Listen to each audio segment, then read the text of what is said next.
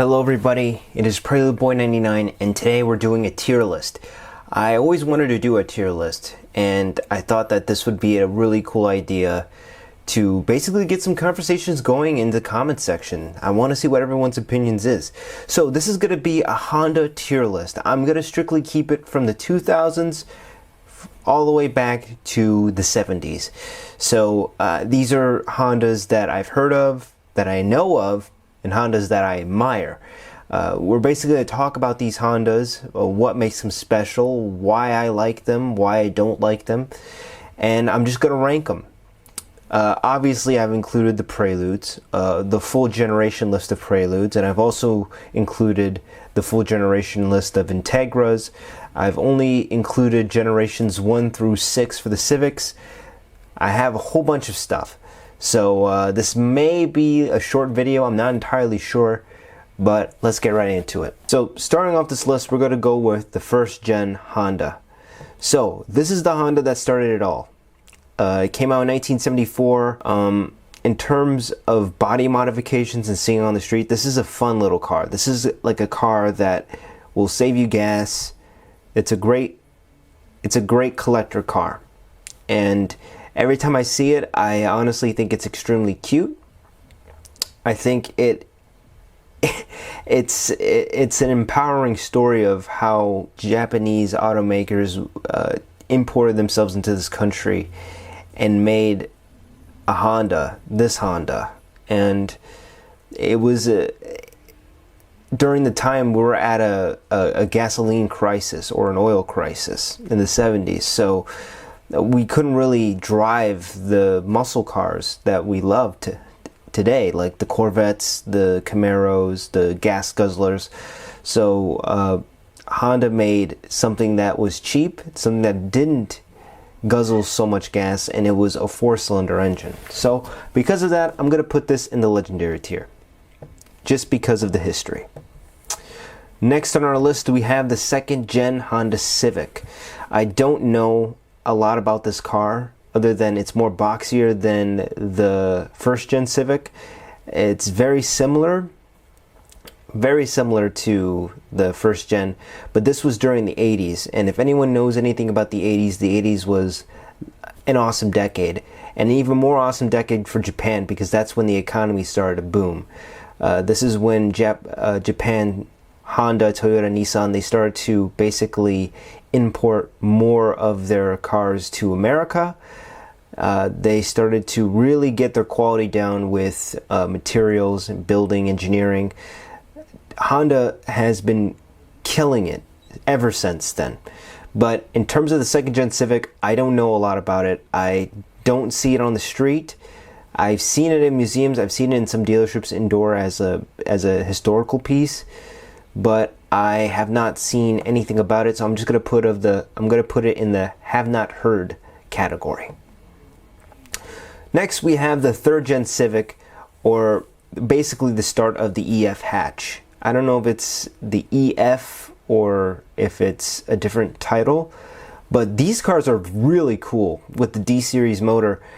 It's very slow, it's not fast, but again, really good on gas. These cars are just really cool.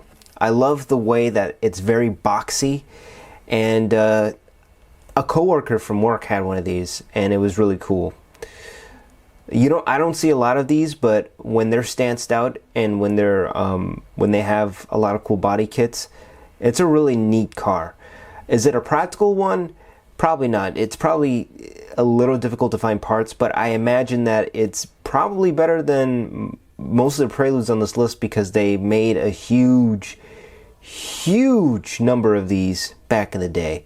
So for that, I'm just going to put this in the B tier. I think it's an all-around good car. The fourth gen Civic. So again, I think this is the actual definitive the EF hatch that people love and remember. So instead of this being super boxy, it was more slimmed down. The headlights were not like squares, they were more rectangular. So it had more of a body line aesthetic. This is where like the EG kind of got most of its identity for. I think it has the same motor. I know I keep saying I think.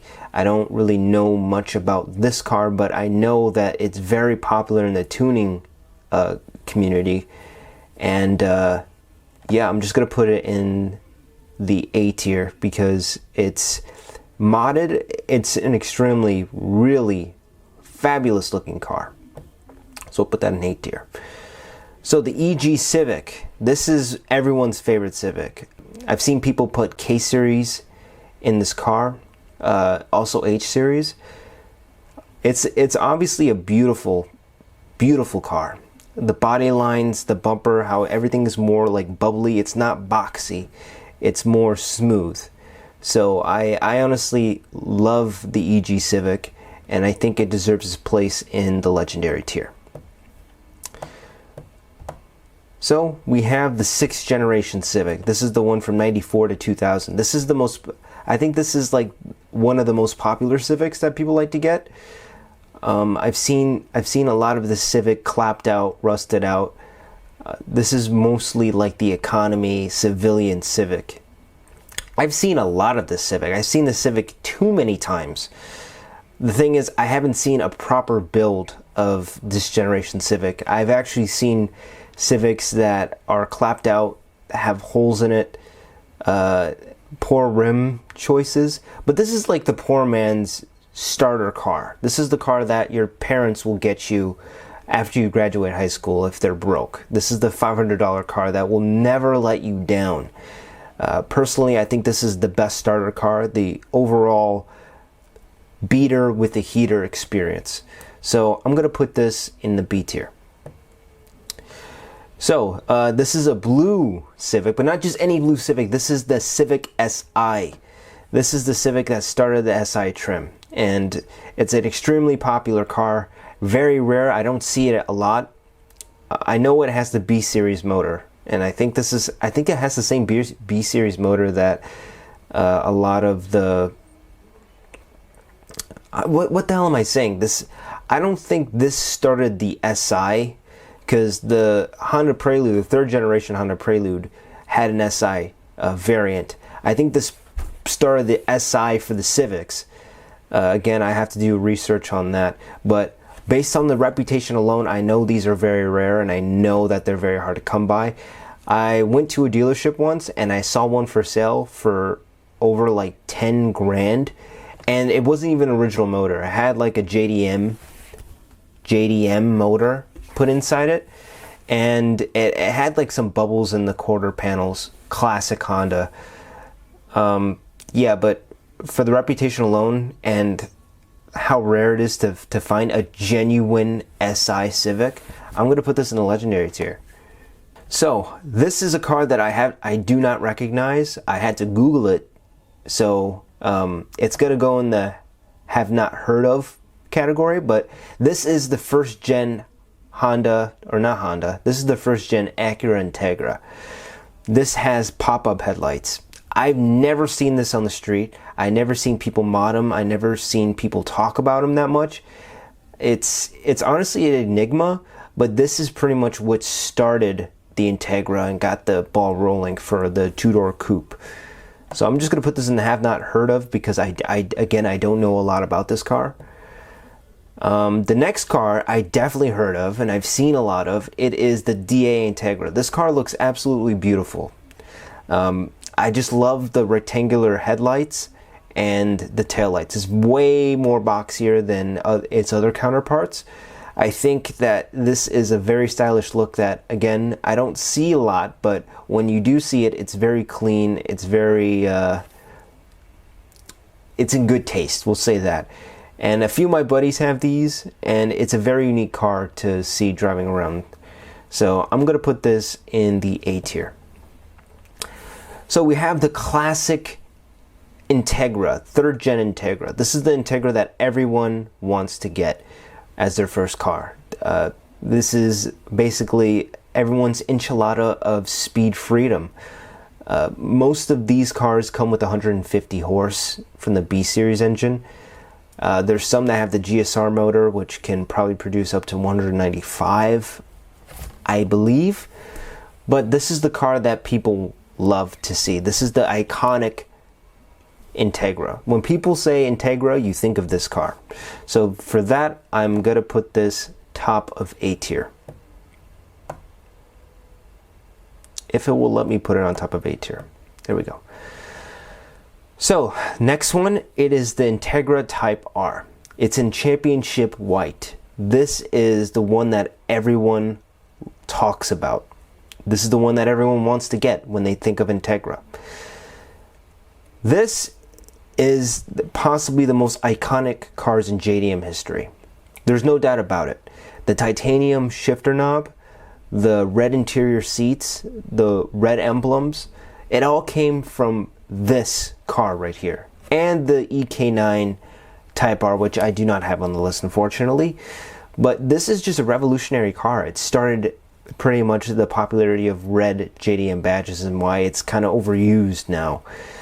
The Hot Wheels is going to come out with an RLC with it, and I know it's going to oversell like crazy. People are going to scalp them for crazy amounts of money. I'll be lucky if I can even get one. I was lucky enough to get the pink Skyline, but this is going to go in the legendary tier.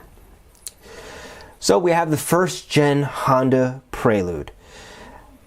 This is a beautiful car. I think this is I think the Prelude started the sunroof trend for Honda, which in itself is actually really awesome. It has the Fair Lady mirrors on it, which is pretty cool. I think it came like that in the Japanese version. I'm not entirely sure. Again, I'm just basing these cars based off reputation in my personal opinion. I think the Honda Prelude is extremely underrated. All the generations are underrated. But the first generation, I think, is not talked about enough. It's on par with like the Celica, the first generation Celica.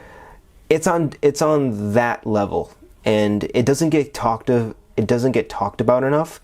I don't see any builds with this car. I really think there should be. So I'm gonna put this in top of B. Or actually, I'll put it in between the EF and the 5th generation Civic. So that is going to conclude part 1 of my tier list series. If you guys like this series enough, I'll make more of them. I decided to split the original video in half because I didn't feel like putting 20 minutes of content would have been more beneficial to me. So yeah, let me know what you guys think, and I'll see you guys in the next one. Peace.